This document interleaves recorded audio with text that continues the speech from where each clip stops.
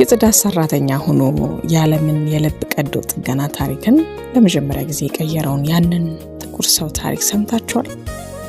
ይገርማል። ለእኛ እኮ እንዲህ ያሉ ደህና ታሪኮችን አይነግሩንም። ዛሬ እኔ አንብቤ ተስፋዬ እንዲለመልም ያደረገኝን የዛን ጀግና ታሪክ እንድታሰላስሉበት ጋበዝኳችሁ። በታሪክ መጽሐፍት ላይ ዶክተር ተብሎ ተጽፏል። በጊዜው ግን ሆስፒታል ውስጥ የጽዳት ሰራተኛ ነበር።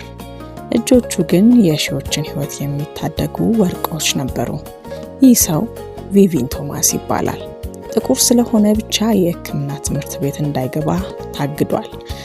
በ1930ዎቹ አሜሪካ ውስጥ አንድ ጥቁር ሰው ዶክተር መሆን የማይታሰብ ነበር። ስለዚህ ቪቪን ምን አደረገ? የጽዳት ሰራተኛ ሆኖ ሆስፒታል ገባ።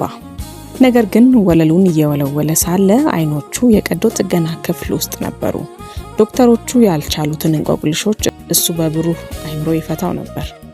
ዶክተሮቹ አንድ ትልቅ ችግር ገጠማቸው።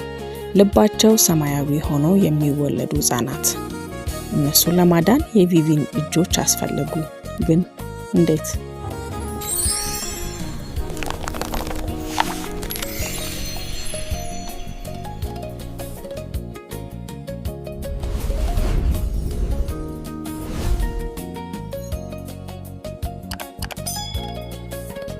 በዚያን ጊዜ ሰማያዊ ህጻናት የሚባል አደገኛ ህመም ነበር። ህጻናትን ነበር የሚያጠቃው። በልባቸው ችግር ምክንያት ደማቸው ኦክሲጅን አጥቶ ቆዳቸው ሰማያዊ ይሆናል። በዚህ ህመም ሳቢያ ብዙ ህጻናት ህይወታቸውን ያጣሉ። ወላጆች ከፍተኛ ሀዘንና ተስፋ መቁረጥ ውስጥ ይወድቃሉ። ዶክተሮች መፍትሄ ያጡበት ልብ ሰባሪ ችግርም ነበር።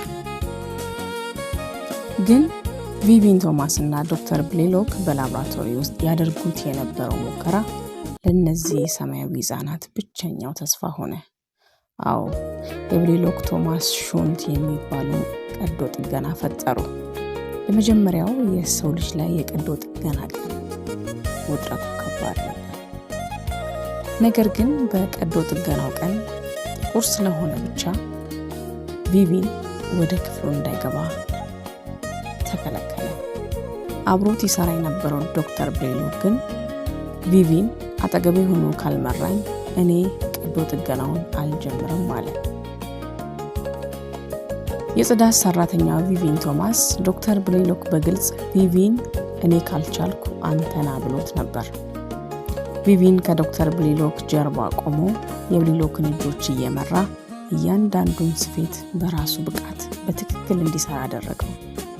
የትንሿን ህፃን ህይወት ያዳነው የእሱ እጆች ነበሩ። ቀዶ ጥገናው ስኬታማ ሆነ። ሰማያዊ ህፃናት ወደ ህይወት ተመለሱ። ዓለም የብሌሎክን ስም አወደሰች።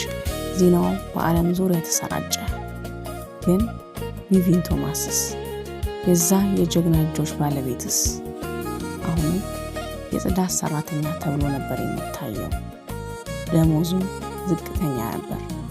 የእውቅና ማዕረግም አላገኘም። በዘር ቀለሙ የተነሳ ጥቁር ስለሆነ ብቻ ይህን ታላቅ ግኝት የፈጠረው ሰው በታሪክ ገጽ ላይ በትንሽ ፊደል ሳይቀር ሊጻፍ እንኳ አልቻለም።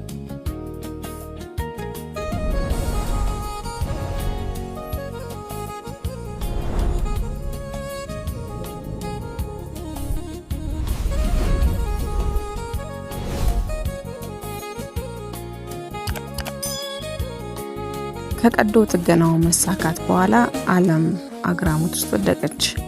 ነገር ግን ቪቪን ቶማስን አሁንም የፊት በሩ ተዘግቶበት ነበር። ስሙም ከታሪክ መጽሐፍት ውስጥ ተሰረዘ። ከቀዶ ጥገናው በኋላ ታዋቂው የሕክምና ጆርናል ግኝቱን ይፋ አደረገ። ዘዴው ግን በነጮቹ ዶክተሮች ስም ብሌሎክ ታውሲክ ተብሎ ተሰየመ። የቪቪን ስም የጠቀሰ ማንም አልነበረም። ለሚቀጥሉት 14 ዓመታት ቪቪን በጆንስ ሆፕኪንስ ቆየ። በ10 ሺዎች የሚቆጠሩ ህጻናት በእሱ ዘዴ ህይወታቸው ሲተርፍ፣ እሱ ግን አሁንም በጓሮ በር መግባቱን ቀጠለ። ቪቪን ዲግሪ ባይኖረውም የዓለምን ምርጥ የቀዶ ጥገና ሐኪሞችን ያስተምር ነበር። አዎ ዲግሪ የሌለው ሰው የጽዳት ሰራተኛ ተብሎ የተሰየመው ሰው ከዓለም ዙሪያ የሚመጡ ዶክተሮችን ውስብስብ የቀዶ ጥገና ቴክኒኮችን ያስተምራቸው ነበር። እነሱም ከአንዱ የጽዳት ሰራተኛ እየተማሩ ነበር። በጆንስ ሆፕኪንስ ዩኒቨርሲቲ ውስጥ የቪቪን ቶማስ ተማሪዎች የሚባል ቡድን ተፈጠረ። እነዚህ ዶክተሮች በቪቪን ታላቅነት ያምኑ ነበር፣ እሱንም ያከብሩት ነበር። እናም የእውቅና ትግሉ በዛው ተጀመረ። በስተመጨረሻም ከ10 ዓመታት በኋላ ፍትህ መገለጥ ጀመረች። ጆንስ ሆፕኪንስ ዩኒቨርሲቲ ስህተቱን አመነ። ቪቪን የፊት በሩን በክብር ተረማምዶ ገባ። የክብር ዶክትሬትም ተሰጠው። ያ የጽዳት ሰራተኛ የተባለው ሰው ዶክተር ቪቪን ቶማስ ተብሎ ተጠራ። በሆስፒታሉ ግድግዳ ላይ የክብር ፎቶ በታላቅ ድምቀትና ክብር ተሰቀለ። ይህ የቪቪን ቶማስ ታሪክ ነው። የአንድ የጥቁር ሰው በዘረኝነትና በስርዓታዊ ኢፍትሐዊነት ውስጥ ሆኖ የራሱን ብቃትና ሊቅነት ያረጋገጠበት ድንቅ ታሪክ። እሱ ለራሱ ብቻ አልኖረም፣ ለሺዎች ሕፃናት ሕይወት ሰጥቷል። ለብዙ ዶክተሮች አስተማሪ ሆኗል እና የማይታመን ተስፋ ሰጥቷል። የቪቪን ቶማስ ታሪክ እውነት በየጊዜው ጥላ ስር ልትሆን ትችላለች፣ ግን በመጨረሻ ትገለጣለች የሚለውን ብሂል ያጠናክራል።